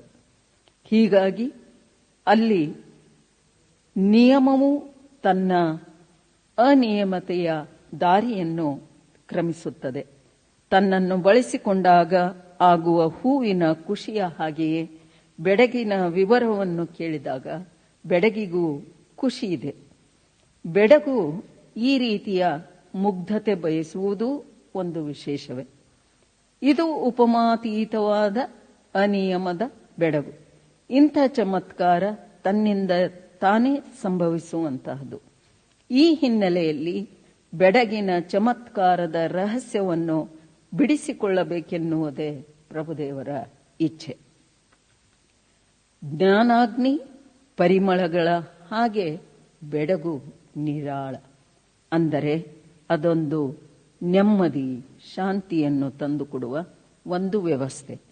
ಅದನ್ನು ಅಲ್ಲಮ ಪ್ರಭುದೇವರು ಮಾಡುವೆನು ಸೂರ್ಯನ ಪ್ರಭೆಯಂತೆ, ನೀ ನೋಡಿ ಮತ್ತಡಗುವ ಕೃತಕವ ನಾ ಬಲ್ಲೆ, ಬೆಡಗು ನಿರಾಳ ಗುಹೇಶ್ವರ. ಯಾರಿಂದಲೇ ಕೆಲಸವಾಗಬೇಕಾದಾಗ ಇಂಥ ಬೆಡಗಿನ ಭಿನ್ನಾಣದ ಹೊಗಳಿಕೆಯ ಮಾತುಗಳು ಬಳಕೆ ಆಗುತ್ತಲೇ ಇರುತ್ತವೆ. ಲೌಕಿಕದಲ್ಲಿ ಇದು ತೀರಾ ಸರಳ ಮತ್ತು ಸಹಜ ಪ್ರಕ್ರಿಯೆ. ಶರಣರಿಗೆ ಹೊಗಳಿಕೆಯೇ ಹೊನ್ನಶೂಲ, ಮಾತಿನ ಬಣವೇ ಅವರಿಗೆ ಬೇಕಿಲ್ಲ. ತನ್ನ ಕೆಲಸ ಮಾಡಿಕೊಳ್ಳಲು ಬಳಸುವ ಕೃತಕ ವ್ಯವಸ್ಥೆಯನ್ನು ಶರಣರು ನಿರಾಕರಿಸಿದರು. ಸೂರ್ಯಪ್ರಭೆಯೇ ಆಗಲು ಸಾಧ್ಯವೇ? ಇಲ್ಲ. ಸೂರ್ಯಪ್ರಭೆಯಂತೆ ಮುಖ ಮಂಡಲ ತೇಜಸ್ಸಿನಿಂದ ಹೊಳೆಯಬಹುದು. ವಾಸ್ತವ ಅಲ್ಲದ್ದು ಅಸಂಗತವಾದದ್ದನ್ನು ಸಂಗತ ಮಾಡುವ ತಂತ್ರವೇ ಬೆಡಗಿನ ನಿರಾಳ ಎನ್ನುತ್ತಾರೆ ಅಲ್ಲಮ ಪ್ರಭುದೇವರು. ಈ ಬೆಡಗಿನ ರಹಸ್ಯವನ್ನು ಭೇದಿಸಲು ಅಂತರಾರ್ಥದ ಉತ್ತರ ತಿಳಿಯಲು ಸತತ ಪ್ರಯತ್ನ ಬೇಕಾಗುತ್ತದೆ. ಭಿನ್ನ ಭಿನ್ನ ಸಂದರ್ಭದಲ್ಲಿ ಹೊಸ ಅರ್ಥ ಪಡೆಯುವ ಶಕ್ತಿ ಬೆಡಗಿಗೆ ಇದೆ. ನಮಗೆ ತಿಳಿಯದೇ ಇರುವ ವಿವರವನ್ನು ತನ್ನ ಒಡಲೊಳಗೆ ಬೆಡಗಿನ ವಚನ ಹುದುಗಿಸಿ ಇಟ್ಟುಕೊಂಡಿರುತ್ತದೆ. ಅದನ್ನು ಸಮರ್ಥವಾಗಿ ಬಿಡಿಸಿ ತನ್ನದೇ ಆದ ಘನತೆಯನ್ನು ಬೆಡಗಿನ ವಚನಕ್ಕೆ ತಂದುಕೊಡುವ ಶಕ್ತಿಯನ್ನು ಯುಕ್ತಿಯಿಂದ ಬಳಸಿಕೊಳ್ಳುವುದೇ ಸೂಕ್ತ ಎಂದೆನಿಸುತ್ತದೆ. ಈ ಅವಕಾಶವನ್ನು ಒದಗಿಸಿಕೊಟ್ಟಂತಹ ಪರಮಪೂಜ್ಯ ಡಾಕ್ಟರ್ ಶ್ರೀ ಬಸವ ಮರಳುಸಿದ್ದ ಸ್ವಾಮೀಜಿಯವರಿಗೂ, ಆನ್ಲೈನ್ ಮೂಲಕ ವೀಕ್ಷಿಸಿದಂತಹ ಎಲ್ಲ ಶರಣ ಬಂಧುಗಳಿಗೂ ಶರಣಾರ್ಥಿ. ಈಗ ಈ ಕಾರ್ಯಕ್ರಮದ ದಿವ್ಯ ಸಾನ್ನಿಧ್ಯ ವಹಿಸಿರುವ ಪೂಜ್ಯ ಡಾಕ್ಟರ್ ಶ್ರೀ ಬಸವ ಮರುಳಸಿದ್ದ ಸ್ವಾಮೀಜಿ, ಬಸವ ಕೇಂದ್ರ ಶಿವಮೊಗ್ಗ ಹಾಗೂ ಬಸವ ಮಂದಿರ ಚಿಕ್ಕಮಗಳೂರು ಇವರಿಂದ ಆಶೀರ್ವಚನ. ಬಸವಾದಿ ಪ್ರಮುಖರನ್ನ, ವಿಶ್ವದ ಎಲ್ಲ ದಾರ್ಶನಿಕರನ್ನ ಸ್ಮರಿಸಿಕೊಂಡು ಅಂತರ್ಜಾಲದಲ್ಲಿ ನಡೀತಾ ಇರುವಂತಹ ಚಿಂತನ ಕಾರ್ತಿಕ 2020 ಇಂದಿನ ಉಪನ್ಯಾಸವನ್ನು ಶರಣೆ ಡಾಕ್ಟರ್ ಜಯಶ್ರೀ ದಂಡೆಯವರು ನಡೆಸಿಕೊಟ್ಟಿದ್ದಾರೆ. ಅವರಲ್ಲಿ ಕಾರ್ಯಕ್ರಮದ ಸೇವಾರ್ಥಿಗಳು ಲಿಂಗೈಕ್ಯ ಶರಣೆ NK ದಾನಪ್ಪನವರ ಮಕ್ಕಳು ಮತ್ತು ಕುಟುಂಬ ವರ್ಗದವರು, ಇವರಲ್ಲಿ ಬಸವ ಕೇಂದ್ರದ ಅಧ್ಯಕ್ಷರು ಮತ್ತು ಪದಾಧಿಕಾರಿಗಳಲ್ಲಿ, ಅಂತರ್ಜಾಲದ ಮೂಲಕವಾಗಿ ಕಾರ್ಯಕ್ರಮವನ್ನು ವೀಕ್ಷಿಸ್ತಾ ಇರುವಂಥ ತಮ್ಮೆಲ್ಲರಲ್ಲಿ ಶರಣಾರ್ಥಿಗಳು. ಶರಣೆ ಡಾಕ್ಟರ್ ಜಯಶ್ರೀ ದಂಡೆಯವರು ಅಲ್ಲಮ ಪ್ರಭುದೇವರ ಬೆಡಗಿನ ವಚನಗಳ ಕುರಿತಾಗಿ ತಮ್ಮ ಉಪನ್ಯಾಸವನ್ನು ಮಾಡಿದ್ದಾರೆ. ಸಾಮಾನ್ಯವಾಗಿ ಬೆಡಗು ಅಂತ ಹೇಳಿದರೆ ಆಕರ್ಷಕ, ಸುಂದರ, ಜಾಣತನ ಅನ್ನುವಂಥ ಅರ್ಥಗಳಿದ್ದಾವೆ. ಆದರೆ ಬೆಡಗಿನ ವಚನಗಳು ಅಂತ ಹೇಳಿ ನಾವು ಮಾತಾಡುವಂಥ ಸಂದರ್ಭ ಬಂದಾಗ ನಿಗೂಢ ಮತ್ತು ಒಗಟು ಅನ್ನುವಂಥ ಅರ್ಥಛಾಯೆಗಳು ಅಲ್ಲಿ ನಮಗೆ ಕಂಡು ಬರತಕ್ಕಂಥದ್ದನ್ನು ಗಮನಿಸ್ತೀವಿ ನಾವು. ಮುಖ್ಯವಾಗಿ ಈ ಬೆಡಗಿನ ಮಾತುಗಳನ್ನು ಆಡುವಂಥದ್ದು ನಮ್ಮ ದೇಶದಲ್ಲಿ ಒಂದು ಪರಂಪರೆಯಾಗಿಯೇ ಬೆಳೆದುಕೊಂಡು ಬಂದಿತ್ತು ಅಂತ ಹೇಳಿ ನಾವು ಅನ್ಬೋದು. ಸುಮಾರು ವರ್ಷಗಳವರೆಗೂ ಜನಪದರು ಕೂಡ ಬೆಡಗಿನ ಮಾತುಗಳನ್ನು ಆಡಿಕೊಳ್ತಾ ಇದ್ದದ್ದನ್ನು ನಾವು ಕಾಣ್ತೇವೆ. ಹಿರಿಯರು ಮಕ್ಕಳಿಗೆ, ತಮಗಿಂತ ವಯಸ್ಸಿನಲ್ಲಿ ಕಿರಿಯರಿಗೆ ಬುದ್ಧಿ ಮಾತನ್ನು ಹೇಳ್ತಾ ಇರುವಂಥ ಸಂದರ್ಭದಲ್ಲಿ ಪದೇ ಪದೇ ಒಂದು ನುಡಿಗಟ್ಟನ್ನು ಬಳಸ್ತಾ ಇರ್ತಾರೆ, ತಮ ಕುಂತು ಮಲಗು ಅಂತ ಹೇಳಿ. ಇದು ಬಹಳ ಸಾಮಾನ್ಯವಾದ ಮಾತು. ಮಲಗಬೇಕಾದ್ರೆ ಕೂತು ಮಲಗಬೇಕು, ಹಾಗೆ ನಿಂತಾಗೇನೆ ಮಲಗಿಬಿಟ್ರೆ ಅದು ಮೈನೋವು ಮಾಡಿಕೊಳ್ಳೋದಕ್ಕೆ ಅವಕಾಶ ಆಗಿಬಿಡುತ್ತೆ. ಹಾಗಾಗಿ ತಮ ಕೂತು ಮಲಗು ಅನ್ನುವಂಥದ್ದು ಒಂದು ಬೆಡಗಿನ ಮಾತು. ಆ ಮಾತನ್ನ ಇಟ್ಟುಕೊಂಡು ಬದುಕಿನೊಳಗೆ ತಾಳ್ಮೆಯ ಅಗತ್ಯ ಏನು ಅನ್ನುವಂಥದ್ದನ್ನೆಲ್ಲ ಆಲೋಚನೆ ಮಾಡೋದಕ್ಕೆ ನಮಗೆ ಅವಕಾಶಗಳಾಗ್ತವೆ. ಹಾಗಾಗಿ ಬೆಡಗಿಗೆ ಇರುವಂಥ ಶಕ್ತಿ ಏನಪ್ಪಾ ಅಂತ ಹೇಳಿದ್ರೆ ಹೀಗೆ, ಒಂದು ಮಾತು ಅದು ಸಾಮಾನ್ಯದ್ದಾಗಿದ್ರೂ ಕೂಡ ಅದು ಧ್ವನಿಸುವಂಥ ಅರ್ಥಗಳು ಅಸಾಮಾನ್ಯವಾಗಿರ್ತಕ್ಕಂಥವಾಗಿರುತ್ತವೆ ಮತ್ತು ವಿಶೇಷವಾಗಿರ್ತಕ್ಕಂಥವಾಗಿರ್ತವೆ ಅನ್ನೋದು ಬೆಡಗಿಗಿರ್ತಕ್ಕಂಥ ಒಂದು ವಿಶಿಷ್ಟತೆ. ಇತ್ತೀಚಿನ ನಾವು ನ್ಯಾಮತಿ ಅಂತ ಹೇಳಿ ದಾವಣಗೆರೆ ಜಿಲ್ಲೆಯಲ್ಲಿ ಒಂದು ತಾಲೂಕು ಕೇಂದ್ರ ಇದೆ. ಆ ತಾಲೂಕು ಕೇಂದ್ರ ಬಹಳ ಹಿಂದಿನಿಂದ ವ್ಯಾಪಾರಕ್ಕೆ ಪ್ರಸಿದ್ಧವಾಗಿದ್ದು, ಅಲ್ಲಿರ್ತಕ್ಕಂಥ ಜನಗಳು ವ್ಯಾಪಾರಕ್ಕೋಸ್ಕರವಾಗಿ ಬೆಡಗಿನ ಮಾತುಗಳನ್ನು ಬಳಸಿಕೊಳ್ತಾ ಇದ್ದದ್ದನ್ನು ನಾವು ಗಮನಿಸಿದ್ವಿ. ಅವರು ಒಂದು ಅನ್ನೋದಕ್ಕೆ ಗಿಂಟ ಅಂತ, ಪೋಗಿಂಟ ಅಂತ ಬಳಸ್ತಾರೆ. ಪೋಗಿಂಟ, ಪಾಲಗಿಂಟ, ಉದ್ದನಗಿಂಟ, ಅವತಾರಗಿಂಟ ಅಂತ ಹೇಳಿ ಅಂಕಿಗಳನ್ನು ಬಳಸಿಕೊಂಡು ಬಂದಿರತಕ್ಕಂಥದ್ದು ನಾವು ಕೇಳಿದ್ವಿ. ಪೋಗಿಂಟ ಅಂತ ಹೇಳಿದ್ರೆ 1 ಅಂತ ಹೇಳಿ, ಪಾಲಗಿಂಟ ಅಂತ ಹೇಳಿದ್ರೆ 2 ಅಂತ ಹೇಳಿ, ಉದ್ದನಗಿಂಟ ಅಂತ ಹೇಳಿದ್ರೆ 3 ಅಂತ ಹೇಳಿ, ಅವತಾರಗಿಂಟ ಅಂತ ಹೇಳಿದ್ರೆ 4 10 ಅಂತ. ಈ ಪದಗಳನ್ನು ಎಲ್ಲಿಂದ ತಗೊಂಡ್ರು ಅನ್ನೋದ್ರ ಬಗ್ಗೆ ನಮಗೆ ಮಾಹಿತಿ ಸಿಗಲಿಲ್ಲ. ಆದರೆ ಯಾವುದೋ ಒಂದು ಕಾಲದಲ್ಲಿ ಅವರ ಪೂರ್ವಜರು ಈ ರೀತಿಯಾಗಿ ತಮ್ಮ ವ್ಯಾಪಾರದ ಗುಟ್ಟನ್ನು ಇನ್ನೊಬ್ಬ ವ್ಯಾಪಾರಿಗೆ ಬಿಟ್ಟುಕೊಡಬಾರದು ಅನ್ನೋ ಕಾರಣಕ್ಕೋಸ್ಕರವಾಗಿ ಬೆಡಗಿನ ಒಳಗೆ ತಮ್ಮ ವ್ಯಾಪಾರದ ಅಂಕಿಅಂಶಗಳನ್ನು ಅಡಗಿಸಿಟ್ಟಿರ್ತಕ್ಕಂಥದ್ದು ನಮ್ಮ ಗಮನಕ್ಕೆ ಬಂತು. ಕೆಲವು 1-2 ಅಂಕಿಗಳು ನಮಗೆ ಅರ್ಥ ಆಗಿದ್ದು ಹೀಗೆ. ಉದ್ದನಗಿಂಟ ಅಂತಂದ್ರೆ ಉದ್ದಕ್ಕೆ 3 ನಾಮ ಹಾಕಿದ ಅಂತ ಹೇಳಿರ್ತಾರಲ್ಲ, ಆ ಹಿನ್ನೆಲೆಯೊಳಗೆ 3 ಅಂತೇಳಿ ಬಂದಿದೆ. ಇನ್ನು ಅವತಾರಗಿಂಟ ಅಂತ ಕರೀತಾರೆ, ಅದಕ್ಕೆ 10 ಅಂತೇಳಿ ಕರೀತಾರೆ. ಅವತಾರ ಅಂತ ಹೇಳಿದ್ರೆ ದಶಾವತಾರಗಳನ್ನ ನೆನಪು ಮಾಡಿಕೊಂಡು ಅವತಾರಗಿಂಟ ಅಂತ ಹೇಳಿ ಆ ಪದವನ್ನ ಅವರು ಬಳಸೋದಕ್ಕೆ ಪ್ರಾರಂಭ ಮಾಡಿದ್ದಾರೆ ಅಂತ ಹೇಳಿ ನಮಗೆ ಅರ್ಥ ಆಯ್ತು. ಇನ್ನು 10 ಅನ್ನುವಂಥದ್ದು ಯಾವ ವಸ್ತುವಿನ ಕುರಿತಾಗಿ ವ್ಯಾಪಾರ ಮಾಡ್ತಾ ಇದ್ದಾರೋ ಆ ವಸ್ತುವಿನ ಮೌಲ್ಯಕ್ಕೆ ಅನುಗುಣವಾಗಿ 10 ರೂಪಾಯಿಯೂ ಆಗ್ಬೋದು, 10 ಕೋಟಿ ರೂಪಾಯಿ ಕೂಡ ಆಗ್ಬೋದು. ಈ ರೀತಿಯಾಗಿ ಒಂದು ಬೆಡಗಿನ ನುಡಿಗಟ್ಟುಗಳನ್ನು, ಅಂಕಿಗಳನ್ನೇ ಬೆಡಗಿನಲ್ಲಿ ಹೇಳೋದ್ರ ಮೂಲಕವಾಗಿ ವ್ಯಾಪಾರವನ್ನು ಮಾಡಿಕೊಳ್ತಾ ಬರ್ತಾ ಇದ್ದದ್ದು ಆ ನ್ಯಾಮತಿ ಭಾಗದ ಜನಗಳ ಒಂದು ವಿಶಿಷ್ಟತೆಯಾಗಿದೆ. ಇದು ಒಂದು ರೀತಿಯಾಗಿರ್ತಕ್ಕಂಥ ಬೆಡಗು ಅಂತ ಹೇಳಿ ತಪ್ಪಾಗ್ಲಿಕ್ಕಿಲ್ಲ. ಮತ್ತೆ ಈ ಬೆಡಗಿನ ಪದಗಳ ಒಂದು ಬಳಕೆ, ಬೆಡಗಿನ ಮಾತುಗಳ ಬಳಕೆ ನಮ್ಮ ಭಾರತ ದೇಶದ ತಾಂತ್ರಿಕ ಪಂಥಗಳಲ್ಲಿ ಮತ್ತೆ ನಾಥ ಪಂಥಗಳಲ್ಲಿ, ಸಿದ್ಧ ಪಂಥಗಳಲ್ಲಿ ಅಲ್ಲಲ್ಲೇ ಬಳಕೆಯಲ್ಲಿರ್ತಕ್ಕಂಥದ್ದನ್ನ ನಾವು ಗಮನಿಸ್ತೇವೆ. ಮುಖ್ಯವಾಗಿ ನಾಥ ಪಂಥ, ಸಿದ್ಧ ಪಂಥಗಳನ್ನು ಹೊರತುಪಡಿಸಿ ಬೌದ್ಧ ಧರ್ಮದಲ್ಲಿ ಸಂಧ್ಯಾ ಭಾಷಾ ಅನ್ನುವಂಥ ಹೆಸರಿನಲ್ಲಿ ಈ ಬೆಡಗನ್ನ ಬಳಸಿಕೊಂಡು ಬಂದಿರತಕ್ಕಂಥದ್ದನ್ನ ವಿದ್ವಾಂಸರು ಗುರುತಿಸಿದ್ದಾರೆ. ಸಂಧ್ಯಾ ಭಾಷಾ ಅಂತ ಹೇಳಿದ್ರೆ, ಸಂಧ್ಯಾ ಭಾಷಾ ಅಂತ ಹೇಳಿದ್ರೆ ಅಭಿಪ್ರಾಯದಿಂದ ಕೂಡಿರ್ತಕ್ಕಂಥ ಮಾತು. ಅದು ಸಾಮಾನ್ಯವಾಗಿರ್ತಕ್ಕಂಥ ಮಾತಾಗಿರುತ್ತೆ. ಆದರೆ ಆ ಮಾತಿನ ಹಿಂದಿರ್ತಕ್ಕಂಥ ಧ್ವನಿ ಒಂದು ನಿರ್ದಿಷ್ಟವಾದ ಅಭಿಪ್ರಾಯವನ್ನ ನಮಗೆ ಹೇಳುವಂಥ ಪ್ರಯತ್ನವನ್ನು ಮಾಡ್ತಾ ಇದೆ ಅನ್ನೋ ಕಾರಣಕ್ಕಾಗಿ ಅದನ್ನ ಸಂಧ್ಯಾ ಭಾಷಾ ಅಂತ ಹೇಳಿ ಕರೆದು ಬೌದ್ಧ ಧರ್ಮೀಯರು ಕೂಡ ಆ ಬೆಡಗನ್ನ ಬಳಸಿಕೊಂಡು ಬಂದಿರತಕ್ಕಂಥದ್ದನ್ನು ನಾವು ಗಮನಿಸ್ತೇವೆ. ಸಾಮಾನ್ಯವಾಗಿ ಇತ್ತೀಚಿನ ದಿನಗಳಲ್ಲಿ ಮಾತುಗಳಲ್ಲಿ ವ್ಯಂಗ್ಯ, ವಿಡಂಬನೆ ಇಂಥವೆಲ್ಲ ಬಳಕೆಯಲ್ಲಿ ಬರ್ತವೆ. ಆದರೆ ಬೆಡಗು ಅನ್ನುವಂಥದ್ದು ವಿಶೇಷವಾಗಿ ಅದನ್ನ ರಾಜ ಮಹಾರಾಜರು ಮತ್ತು ಈ ಗುಪ್ತಚರರು ಬಳಸಿಕೊಂಡು ಬಂದಿರತಕ್ಕಂಥದ್ದನ್ನು ಕೂಡ ಹಿಂದಿನ ಆಡಳಿತ ವ್ಯವಸ್ಥೆಗಳಲ್ಲಿ ನಾವು ಗಮನಿಸಬಹುದು. ಆದರೆ ಅಲ್ಲಿ ವ್ಯಾವಹಾರಿಕವಾಗಿರ್ತಕ್ಕಂಥ ಜಗತ್ತಿನೊಳಗೆ ಬಳಕೆಯಾಗತಕ್ಕಂಥ ಬೆಡಗಿನ ಪರಿ ಬೇರೆ. ಇಲ್ಲಿ ಆಧ್ಯಾತ್ಮಿಕ ಜಗತ್ತಿನೊಳಗೆ ಬಳಕೆಯಾಗುವಂಥ ಬೆಡಗಿದೆಯಲ್ಲ, ಅದಕ್ಕೆ ಅದರದೇ ಆಗಿರ್ತಕ್ಕಂಥ ಒಂದು ವಿಶಿಷ್ಟತೆ ಇರತಕ್ಕಂಥದ್ದನ್ನ ನಾವು ಗಮನಿಸ್ತೇವೆ. ಇಲ್ಲಿ ಮುಖ್ಯವಾಗಿ ಬೆಡಗು ಅಂತ ಬಂದಾಗ ಕೆಲವೊಂದಿಷ್ಟು ಸಂಗತಿಗಳಿಗೆ ನಿರ್ದಿಷ್ಟವಾಗಿರ್ತಕ್ಕಂಥ ಅರ್ಥಗಳು ಕೂಡ ಪ್ರಾಪ್ತವಾಗುವ ಹಾಗೆ ಬೆಡಗಿನ ಮಾತುಗಳಲ್ಲಿ ಕೆಲವು ಪದಗಳು ಬಳಕೆ ಬಂದಿರತಕ್ಕಂಥದ್ದನ್ನ ನಾವು ಗಮನಿಸ್ತೇವೆ.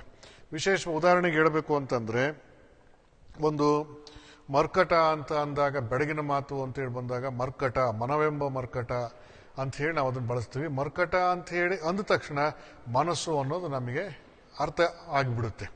ಮುಂದೆ ಆನೆ ಅಂತ ಬಂದಾಗ ಅಹಂಕಾರ ಅಂತ ನಮಗೆ ಅರ್ಥ ಆಗುತ್ತೆ. ಮುಂದುವರೆದು ಹಕ್ಕಿ ಅಂತ ಬಂತು ಅಂತ ಹೇಳಿದ್ರೆ ಅದನ್ನ ಆತ್ಮ ಅಂತ ಹೇಳಿ ನಾವು ಅರ್ಥ ಮಾಡಿಕೊಳ್ಳೋಕೆ ಸಾಧ್ಯವಾಗುತ್ತೆ. ಇನ್ನೂ ಒಂದು ಪದವನ್ನ ಶರಣ ಪರಂಪರೆಯಲ್ಲೂ ಕೂಡ ಬಳಸ್ತಾರೆ. ವಿಶೇಷವಾಗಿ ಅಲ್ಲಮ ಪ್ರಭುದೇವರು ಆ ಪದವನ್ನ ಬಳಸ್ತಾರೆ. ಮತ್ತೆ ಈ ಆರೂಢ ಪರಂಪರೆಯಲ್ಲಿ, ಅದ್ವೈತ ಪರಂಪರೆಯಲ್ಲಿ ಆ ಪದವನ್ನ ಹೆಚ್ಚು ಬಳಸ್ತಕ್ಕಂಥದ್ದು ನಾವು ಕಾಣ್ತೇವೆ. ಹಂಸ ಅನ್ನುವಂಥದ್ದು ಸೋಹಂ ಅನ್ನುವುದಕ್ಕೆ ಬೆಡಗಿನ ರೀತಿಯಲ್ಲಿ ಬಳಸುವಂತ ಒಂದು ಪದ. ಸೋಹಂ ಸಾ ಅಹಂ ಅದು ನಾನೇ ಇದ್ದೀನಿ ಅನ್ನುವಂಥದ್ದು ಜನಗಳಿಗೆ, ಸಾಮಾನ್ಯ ಸಾಧಕರಿಗೆ ಸುಲಭ ಗ್ರಾಹ್ಯವಾಗಲಿ, ನೆನಪಿಡೋದಕ್ಕೆ ಸುಲಭವಾಗಲಿ ಅನ್ನುವಂಥ ಹಿನ್ನೆಲೆ ಒಳಗೆ ಅದನ್ನು ಹಂಸ ಅನ್ನುವಂಥ ರೀತಿ ಒಳಗೆ ಹಂಸ ಪಕ್ಷಿಯ ನೆನಪಾಗಬೇಕು. ಆ ಮೂಲಕವಾಗಿ ಹಂ ನಾನು, ಸಾ ಅದೇ ಇದ್ದೀನಿ ಅನ್ನುವಂಥ ಒಂದು ತತ್ವಜ್ಞಾನವೂ ಕೂಡ ನೆನಪಿಗೆ ಬರಬೇಕು ಅನ್ನುವಂಥ ಹಿನ್ನೆಲೆಯಲ್ಲಿ ಅದನ್ನು ಹಂಸ ಅನ್ನುವಂಥದ್ದನ್ನು ಸೋಹಂಗೆ ಸಂವಾದಿಯಾಗಿ ಮತ್ತು ಆತ್ಮತತ್ವಕ್ಕೆ ಸಂವಾದಿಯಾಗಿ ಬಾಳಿಸಿಕೊಂಡು ಬಂದಿರತಕ್ಕಂಥದ್ದನ್ನು ನಾವು ಕಾಣ್ತೇವೆ. ಇನ್ನೂ ಒಂದೆರಡು ಉದಾಹರಣೆಗಳು ಹೇಳಬೇಕು ಅಂತ ಹೇಳಿದ್ರೆ, ನೀರು ಅಂತ ಹೇಳಿದ್ರೆ ಮನಸ್ಸು. ನೀರು ಯಾವ ರೀತಿಯಾಗಿ ಕೆಳಗಡೆಗೆ ಹರಿತಾ ಹೋಗುತ್ತೋ ಅದೇ ರೀತಿಯಲ್ಲಿ ನಮ್ಮ ಮನಸ್ಸು ಕೂಡ ಕೆಳಗಡೆನೇ ಹರಿತಾ ಹೋಗುತ್ತೆ. ಬಿಸಿ ಮುಟ್ಟಿತು ಆ ನೀರಿಗೆ ಅಂತ ಹೇಳಿದ್ರೆ ಅದು ಮತ್ತೆ ಮೇಲ್ಮುಖವಾಗಿ ಆವಿಯ ರೂಪವನ್ನು ಪಡ್ಕೊಂಡು ಮೇಲ್ಮುಖವಾಗಿ ಹರಿಯೋದಕ್ಕೆ ಪ್ರಾರಂಭವಾಗುತ್ತೆ. ಹಾಗೇನೆ ಕೆಳಮುಖವಾಗಿ ಹರಿಯುವಂಥ ಮನಸ್ಸು ಅನ್ನುವಂಥ ನೀರಿಗೆ ಜ್ಞಾನದ ಕಿಚ್ಚು ಹೊತ್ತಿತು ಅಂತ ಹೇಳಿದ್ರೆ ಅದು ಊರ್ಧ್ವಮುಖವಾಗಿ ಹರಿಯೋದಕ್ಕೆ ಪ್ರಾರಂಭವಾಗುತ್ತೆ ಅನ್ನುವಂಥದ್ದನ್ನು ಅರ್ಥ ಮಾಡಿಕೊಳ್ಳೋದಕ್ಕೆ ರೂಪಕವಾಗಿ ನೀರನ್ನ ಮನಸ್ಸಿಗೆ ಹೋಲಿಸ್ತಾರೆ, ಬೆಳಗಿನ ಪದವನ್ನಾಗಿ ಅಲ್ಲಿ ಬಳಸ್ತಕ್ಕಂಥದ್ದು ನಾವು ಗಮನಿಸ್ತೇವೆ. ಇನ್ನು ಆರು ಅನ್ನೋದು, ಆರು ಬೆಟ್ಟವ ದಾಂಟಿ ನಡೆದು ಅಂತ ಬಂದಾಗ ಅಲ್ಲಿ ನಮಗೆ ಅರಿಷಡ್ ವರ್ಗಗಳು ಅಂತ ಹೇಳಿ ಬರುತ್ತೆ. ಆರು ಅಂತ ಹೇಳಿ ಬಳಸುವಂಥ ಸಂದರ್ಭದಲ್ಲಿ ದೇಹದಲ್ಲಿರ್ತಕ್ಕಂಥ 6 ಚಕ್ರಗಳು ಅಂತ ಹೇಳಿ ಬರುತ್ತೆ. ಆರು ಅನ್ನುವಂಥ ಪದವನ್ನು ಬಳಸಿದಾಗ ದೇಹದಲ್ಲಿ 6 ಲಿಂಗಗಳು ಅಂತ ಹೇಳಿ ನಮಗೆ ಅದನ್ನು ಅರ್ಥ ಮಾಡಿಕೊಳ್ಳೋದಕ್ಕೆ ಸಾಧ್ಯವಾಗುತ್ತೆ. ಹೀಗೆ ಇರುವಂಥ ಒಂದು ಪದ ಯಾವ ಯಾವ ಸಂದರ್ಭಗಳಿಗೆ ನಾವು ಬಳಸ್ತೀವಿ ಅನ್ನೋದ್ರ ಮೇಲೆ ಅದು ಯಾವ ಅರ್ಥವನ್ನು ಧ್ವನಿಸ್ತಾ ಇದೆ ಅನ್ನುವಂಥದ್ದು ನಮಗೆ ಗೊತ್ತಾಗ್ತಾ ಹೋಗುತ್ತೆ. ಇನ್ನು 5 ಅನ್ನುವಂಥದ್ದು ಪಂಚ ಇಂದ್ರಿಯಗಳು, ಪಂಚ ವಿಷಯಗಳು, ಈ ಥರದಲ್ಲಿ ಅದನ್ನ ಬಳಕೆ ಹಾಕೊಳ್ತಾ ಇರ್ತಕ್ಕಂಥದ್ದನ್ನು ನಾವು ಕಾಣ್ತೇವೆ. ಬಸವಣ್ಣವ್ರು ಬಳಸ್ತಾರೆ, ಎನ್ನ ಪಂಚೈವರ ಭಕ್ತರ ಮಾಡು ಕೂಡಲ ಸಂಗಮ ದೈವ ಅಂತೇಳಿ. ಎನ್ನ ಪಂಚೈವರ ಅಂತ ಅಂದಾಗ ನನ್ನ 5 ಜನಗಳು, 25 ಪಂಚ ಮತ್ತು 5 ಅಂತೇಳಿ 25 ತತ್ವಗಳು, ಅವೆಲ್ಲವನ್ನೂ ಕೂಡ ಭಕ್ತರನ್ನಾಗಿ ಮಾಡುವಂತೇಳಿ ಬಸವಣ್ಣವ್ರು ಇಲ್ಲಿ ಪ್ರಾರ್ಥನೆ ಮಾಡ್ತಕ್ಕಂಥದ್ದನ್ನು ನಾವು ಕಾಣ್ತೇವೆ. ಹೀಗೆ ಅಂಕಿಗಳನ್ನಾಗಿರ್ಬೋದು, ಹೆಸರು ಪ್ರಾಣಿ ಪಕ್ಷಿಗಳ ಹೆಸರುಗಳನ್ನಾಗಿರ್ಬೋದು, ಹೀಗೆ ಬೆಳಗಿನ ರೂಪದಲ್ಲಿ ಬಳಸಿಕೊಂಡು ಆಧ್ಯಾತ್ಮಿಕ ಕ್ಷೇತ್ರದಲ್ಲಿ ಒಂದು ಅನುಸಂಧಾನ ಮಾಡತಕ್ಕಂಥ ಒಂದು ಪರಂಪರೆ ನಮ್ಮ ಭಾರತ ದೇಶದೊಳಗೆ ಬೆಳ್ಕೊಂಡು ಬಂದಿರತಕ್ಕಂಥದ್ದು ಗಮನಾರ್ಹವಾಗಿರ್ತಕ್ಕಂಥ ಸಂಗತಿ. ಇಲ್ಲಿ ಮುಖ್ಯವಾಗಿ ನಾವು ತಿಳ್ಕೊಳ್ಬೇಕಾದಂಥ ಒಂದು ಸಂಗತಿ, ಒಂದು ವಿಷಯ ಏನಪ್ಪಾ ಅಂತ ಹೇಳಿದ್ರೆ, ಅಲ್ಲಮಪ್ರಭುದೇವರ ಬೆಳಗು ಅಂತ ಬಂದಾಗ ಅಲ್ಲಮಪ್ರಭುದೇವರ ವಚನಗಳನ್ನು ನಾವು ಅಧ್ಯಯನ ಮಾಡಿಕೊಳ್ತಾ ಹೋದಾಗ ಪ್ರಭುದೇವರ ಒಂದು ವಿಶಿಷ್ಟತೆ ನಮ್ಮ ಗಮನಕ್ಕೆ ಬರುತ್ತೆ. ಏನು ಅದು ಅಂತ ಹೇಳಿದ್ರೆ, ಬೆಳಗಿನ ಮಾತುಗಳ ಆತ್ಯಂತಿಕ ಸಾಧ್ಯತೆಗಳೆಲ್ಲವನ್ನೂ ಕೂಡ ಅಲ್ಲಮಪ್ರಭುದೇವರು ಸೂರೆಗೊಂಡು ಬಿಟ್ಟಿದ್ದಾರೆ, ತಮ್ಮ ವಚನಗಳಲ್ಲಿ ಬಳಸಿಕೊಂಡಿದ್ದಾರೆ ಅನ್ನುವಂಥದ್ದು ನಮಗೆ ಇಲ್ಲಿ ಅರ್ಥವಾಗ್ತಕ್ಕಂಥ ಒಂದು ಸಂಗತಿ. ಆ ದೃಷ್ಟಿಯಿಂದ ಬೆಳಗು ಅನ್ನೋದಕ್ಕೆ ಪರ್ಯಾಯವಾಗಿ ಅಲ್ಲಮಪ್ರಭುದೇವರ ಹೆಸರು ಯಾಕೆ ಬರುತ್ತೆ ಅಂತಂದ್ರೆ, ಅಷ್ಟು ಪರಿಣಾಮಕಾರಿಯಾಗಿ ಬೆಳಗನ್ನ ಅಲ್ಲಮಪ್ರಭುದೇವರು ತಮ್ಮ ವಚನಗಳಲ್ಲಿ ಬಳಸಿಕೊಂಡಿದ್ದಾರೆ ಅನ್ನೋದು. ಬಹುಶಃ ಅಲ್ಲಮಪ್ರಭುದೇವರಿಗೆ ಈ ರೀತಿಯಾಗಿ ಬೆಳಗಿನ ಮಾತುಗಳನ್ನು ಆಡುವಂತ ಒಂದು ಸಂಸ್ಕಾರ ಹೇಗೆ ದೊರೆಯಿತು ಅಂತೇಳಿ ನಾವು ಆಲೋಚನೆ ಮಾಡ್ತಾ ಹೋದಾಗ, ಈ ಹಿಂದೆ ತಿಳಿಸಿದ ಹಾಗೆ ಪ್ರಭುದೇವರು ಸುಮಾರು 10-12 ವರ್ಷಗಳ ಕಾಲ ಭಾರತದಾದ್ಯಂತ ಸಂಚಾರವನ್ನು ಮಾಡ್ತಾರೆ.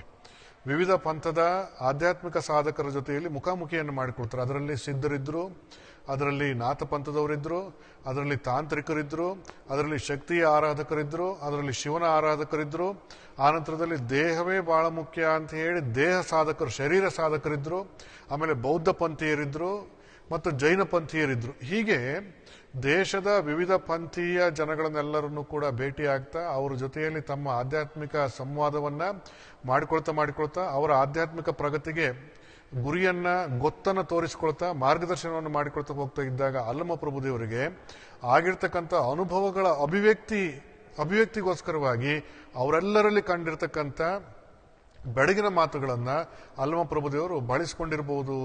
ಆ ಕಾರಣಕ್ಕೋಸ್ಕರವಾಗಿ ಅಲ್ಲಮಪ್ರಭುದೇವರ ವಚನಗಳಲ್ಲಿ ಹೆಚ್ಚು ಬೆಳಗಿನ ಒಂದು ಮಾತುಗಳು ಕಂಡು ಬರ್ತಾ ಇರಬಹುದು ಅನ್ನೋದು ನಮ್ಮ ಒಂದು ಅಭಿಪ್ರಾಯ. ಆ ಹಿನ್ನೆಲೆಯಲ್ಲಿ ಬೆಳಗು ಅನ್ನುವಂಥದ್ದಕ್ಕೆ ಪರ್ಯಾಯವಾಗಿ ಬೆಳಗು ಅಂತಂದ್ರೆ ಅಲ್ಲಮಪ್ರಭುದೇವರು ಅಂತ ಹೇಳುವಷ್ಟು ಅಲ್ಲಮಪ್ರಭುದೇವರ ವಚನಗಳಲ್ಲಿ ಬೆಳಗು ತುಂಬಿ ತುಳುಕುತ್ತಾ ಇದೆ ಅನ್ನುವಂಥದ್ದನ್ನ ನಾವೆಲ್ಲ ಗಮನಿಸಬೇಕಾಗ್ತದೆ. ಸುಮ್ಮನೆ ಕೆಲವೊಂದಿಷ್ಟು ಉದಾಹರಣೆಗಳಿಗೋಸ್ಕರವಾಗಿ ಅಲ್ಲಮಪ್ರಭುದೇವರ ಒಂದೆರಡು ಬೆಳಗಿನ ವಚನಗಳನ್ನು ನೋಡೋದಾದ್ರೆ, ಇಲ್ಲಿ ಹೇಳ್ತಾರೆ, 5 ಸರ್ಪಗಳಿಗೆ ತನು ಒಂದು ದಂತವೆರಡು, ಸರ್ಪ ಕಡಿದು ಸತ್ತ ಹೆಣ ಸುಳಿದಾಡುವುದ ಕಂಡೆ. ಈ ನಿತ್ಯವನರಿಯದ ಠಾವಿನಲ್ಲಿ ಭಕ್ತಿ ಎಲಿಯದೋ ಗುಹೇಶ್ವರ. 5 ಸರ್ಪಗಳಿಗೆ ತನುವೊಂದು ದಾಂತವೆರಡು. ಇದು ಲೋಕದಲ್ಲಿ ನಮಗೆ ಕಾಣೋದಕ್ಕೆ ಸಾಧ್ಯವಾಗದೇ ಇರುವಂಥ ಒಂದು ಉದಾಹರಣೆ. ಸರ್ಪ ಗೊತ್ತು, ತನು ಅಂದರೆ ದೇಹ ಅನ್ನೋದು ಗೊತ್ತು, ಹಲ್ಲುಗಳು ಗೊತ್ತು, ದಂತಗಳು ಅನ್ನೋದು ಗೊತ್ತು, ಸರ್ಪ ಕಚ್ಚಿದ್ರೆ ಹೆಣವಾಗ್ತೀವಿ ಅನ್ನುವಂಥದ್ದು ಗೊತ್ತು. ಆದರೆ ಈ ಗೊತ್ತಿರುವಂಥ ಸಂಗತಿಗಳನ್ನೇ ಅಲ್ಲಮ ಪ್ರಭುದೇವರು ಏನು ಮಾಡ್ತಾರೆ ಅಂತ ಹೇಳಿದ್ರೆ, ನಮಗೆ ಸುಲಭವಾಗಿ ಗ್ರಾಹ್ಯವಾಗದೇ ಇರುವಂತಹ ಒಂದು ಸಂಗತಿಯನ್ನ ಅರ್ಥ ಮಾಡಿಸೋದಕ್ಕೋಸ್ಕರವಾಗಿ ರೂಪಕಗಳಾಗಿ ಬಳಸಿಕೊಳ್ತಕ್ಕಂಥದ್ದು, ಮತ್ತೆ ವಿಲಕ್ಷಣವಾದ ರೀತಿಯಲ್ಲಿ ಅವುಗಳನ್ನು ರೂಪಿಸುವಂಥದ್ದು ಅಲ್ಲಮ ಪ್ರಭುದೇವರ ವಚನಗಳಲ್ಲಿರ್ತಕ್ಕಂಥ ಒಂದು ಸಂಗತಿ. ಈ ವಚನ ಅದನ್ನು ಮಾಡ್ತಾ ಇದೆ. 5 ಸರ್ಪಗಳಿಗೆ ತನು ಒಂದು. ಅವ್ರು ಹೇಳೋದೇ 5 ಸರ್ಪಗಳು 5 ಇದಾವೆ ಅಂದ ಮೇಲೆ ಆ 5 ಸರ್ಪಗಳಿಗೆ ಒಂದೊಂದು ದೇಹಗಳಿರಬೇಕಾಗಿತ್ತು. ಆದರೆ ಹಾಗಲ್ಲ ಇಲ್ಲಿರೋದು. ಇದು ವಿಚಿತ್ರ ಮತ್ತು ವಿಶೇಷತೆ, ಅಲ್ಲಮ ಪ್ರಭುದೇವರ ವಿಶೇಷತೆ ಇದು ಏನು ಅಂತ ಹೇಳಿದ್ರೆ, 5 ಸರ್ಪಗಳಿಗೆ ತನು ಒಂದು. ಸರ್ಪಗಳು 5 ಇದಾವೆ, ಅವುಗಳನ್ನು ಹೊಂದಿರತಕ್ಕಂಥ ದೇಹ ಒಂದೇ ಇದೆ. 5 ಸರ್ಪಗಳನ್ನು ಹೊಂದಿರತಕ್ಕಂಥ ಈ ದೇಹಕ್ಕಿರ್ತಕ್ಕಂಥ ಹಲ್ಲುಗಳು ಎಷ್ಟಪ್ಪ ಅಂತೇಳಿ 2. ಎಷ್ಟು ವಿಚಿತ್ರ ನೋಡಿ. ಲೋಕದಲ್ಲಿ ಈ ಥರದ್ದನ್ನು ನಾವು ಕಾಣೋದಕ್ಕೆ ಸಾಧ್ಯವಾಗೋದಿಲ್ಲ.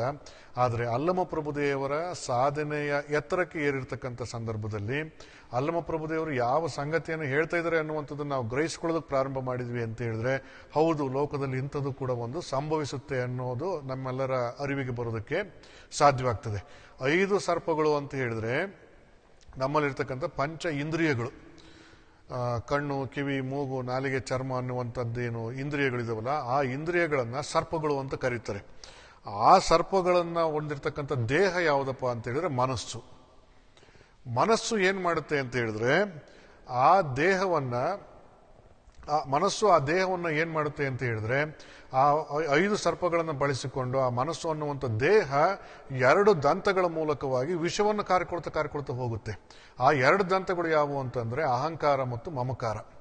ಈ 5 ಸರ್ಪಗಳು ಮನಸ್ಸು ಅನ್ನುವಂಥ ದೇಹವನ್ನ ತಮ್ಮ ವಶದಲ್ಲಿ ಇಟ್ಟುಕೊಂಡು ಆ ದೇಹಕ್ಕೆ ಶಬ್ದ, ಸ್ಪರ್ಶ, ರೂಪ, ರಸ, ಗಂಧ ಅನ್ನುವಂಥ ಆಹಾರಗಳನ್ನು ಉಣಿಸ್ಕೊಳ್ತಾ ಹೋಗುತ್ತೆ.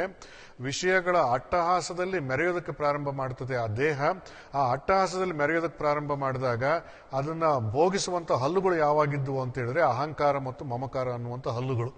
ಅಹಂಕಾರ ಮತ್ತು ಮಮಕಾರಗಳು ವಿಚಿತ್ರ ಏನಪ್ಪಾ ಅಂತ ಹೇಳಿದ್ರೆ, ಅವುಗಳನ್ನು ನಾವು ಪೋಷಿಸಿದಷ್ಟು ವಿಕಾರವಾಗಿ ವೃದ್ಧಿ ಹಾಕೊಳ್ತಾ ವ್ಯಕ್ತಿತ್ವವನ್ನು ಹನನ ಮಾಡ್ತವೆ ಅವು.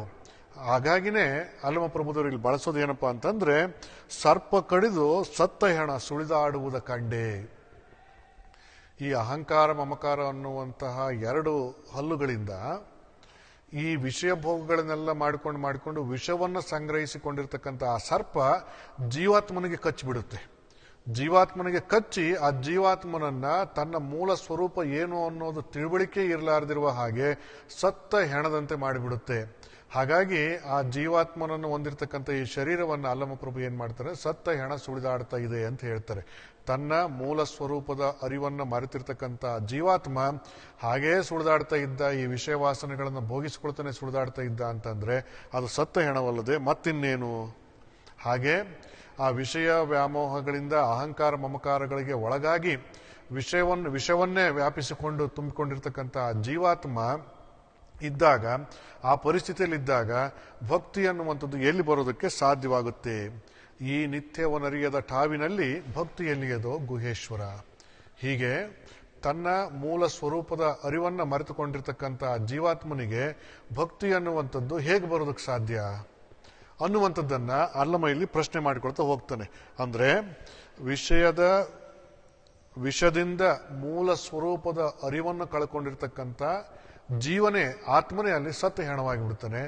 ಆತ್ಮನೇ ಸತ್ಯ ಹೆಣ ಆದಾಗ ಆತ್ಮನಿಗೆ ತನ್ನ ಮೂಲ ಸ್ವರೂಪದ ಅರಿವಾಗೋದಿಲ್ಲ. ಮೂಲ ಸ್ವರೂಪದ ಅರಿವಾಗಲಿಲ್ಲ ಅಂತ ಹೇಳಿದ್ರೆ ಪರಿತಾಪ ಹುಟ್ಟೋದಿಲ್ಲ. ಪರಿತಾಪ ಹುಟ್ಟಲಿಲ್ಲ ಅಂತ ಹೇಳಿದ್ರೆ ನಾನು ನನ್ನ ಮೂಲ ಸ್ವರೂಪದ ಜೊತೆಯಲ್ಲಿ ಒಂದಾಗಬೇಕು ಅನ್ನುವಂಥ ಹಂಬಲ ಬೆಳೆಯೋದಿಲ್ಲ. ಹಂಬಲ ಬೆಳೆದಿಲ್ಲ ಅಂತಂದ್ಮೇಲೆ ಭಕ್ತಿಯಲ್ಲಿ ಬೆಳೆಯೋದಕ್ಕೆ ಸಾಧ್ಯವಾದೀತು. ಇದು ಅಲ್ಲಮ ಪ್ರಭುದೇವರ ಒಂದು ಬೆಡಗಿನ ಒಂದು ವಿಶೇಷತೆ. ಇನ್ನೂ ಒಂದು ಬಹಳ ಸಾಮಾನ್ಯವಾದ ಮಾತುಗಳನ್ನು ಬಳಸಿಕೊಂಡು, ಅತ್ಯಂತ ಸಾಮಾನ್ಯ, ಪ್ರತಿನಿತ್ಯ ನಮ್ಮ ಬದುಕಿನೊಳಗೆ ಬಳಸ್ತಕ್ಕಂಥ ಸಾಮಾನ್ಯ ಪದಗಳನ್ನೇ ಬಳಸಿಕೊಂಡು ಅಲ್ಲಮ ಪ್ರಭುದೇವರು ಒಂದು ಅದ್ಭುತವಾಗಿರ್ತಕ್ಕಂಥ ಸಂಗತಿಯನ್ನ ಕಟ್ಟಿಕೊಡೋ ಒಂದು ಕೆಲಸವನ್ನು ಮಾಡ್ತಾರೆ ಈ ವಚನದಲ್ಲಿ. ನೋಡಿ, ಆ ವಚನ ಹೀಗಿದೆ: ಕರೆಯದೇ ಬಂದುದ, ಹೇಳದೆ ಹೋದುದನ್ನು ಆರು ಅರಿಯರಲ್ಲ, ಕರೆಯದೆ ಬಂದುದ ಹೇಳದೆ ಹೋದುದ ನಾರು ಅರಿಯರಲ್ಲ, ಅಂದಂದಿಗೆ ಬಂದ ಪ್ರಾಣಿಗಳು ಆರು ಅರಿಯರಲ್ಲ, ಗುಹೇಶ್ವರನೆಂಬ ಲಿಂಗವು ಉಣ್ಣದೆ ಹೋದುದ ನಾರು ಅರಿಯರಲ್ಲ.